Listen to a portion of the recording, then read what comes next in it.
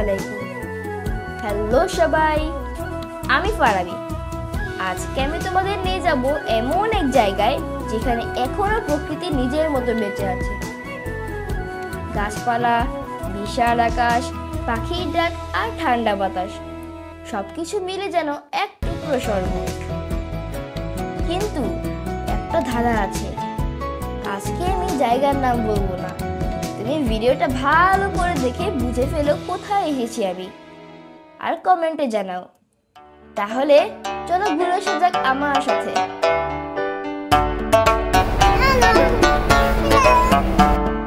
ছোট্ট একটা টাট্টু ঘোড়া ছোটে সারা বেলা, এ ঘর থেকে অন্য ঘরে ছোটাই যে তার খেলা।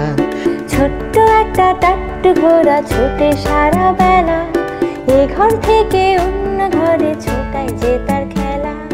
মা ছোটে তার পিছু পিছু দেয় না ধরা মোটে।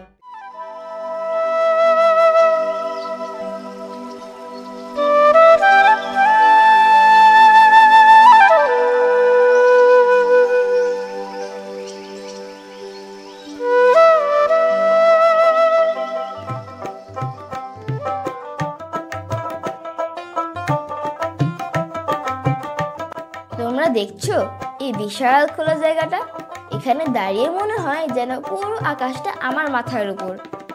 শহরের কোলাহল, গাড়ির হর্ন সব যেন অনেক দূরের কিছু। এখানে শুধু পাখির ডাক আর বাতাসের শব্দ, এক কথায় শান্তি।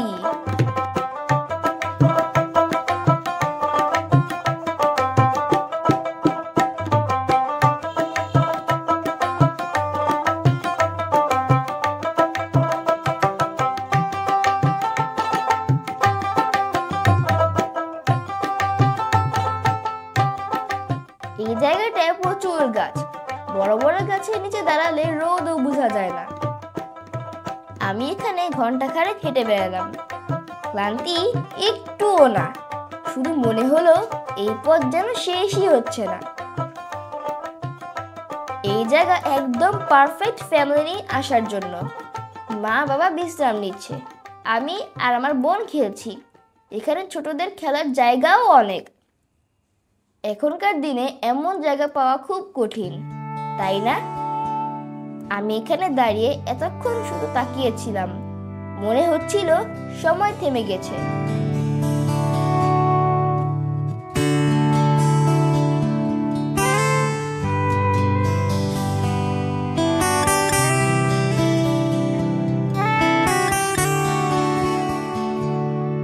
আমার একলা আকাশ থমকে গেছে রাতের স্রোতে ভেসে, শুধু তোমায় ভালোবেসে। আমার দিনগুলো সব রং চিনেছে তোমার কাছে এসে, শুধু তোমায় ভালোবেসে। তুমি চোখ মেললে ফুল ফুটেছে আমার ছাদে এসে, ভোরের শিশির ঠোঁট ছুঁয়ে যায় তোমায় ভালোবেসে।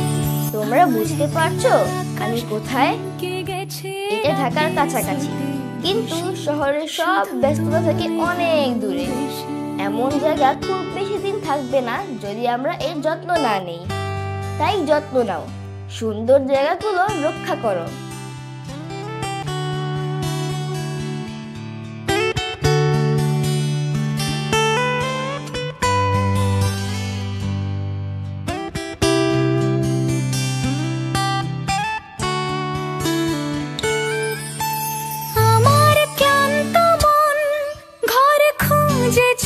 যখন আমি চাইতাম, পেতে চাইতাম শুধু তোমার টেলিফোন। ঘর ভরা দুপুর, আমার একলা থাকার সুর, রোদ গাইতো।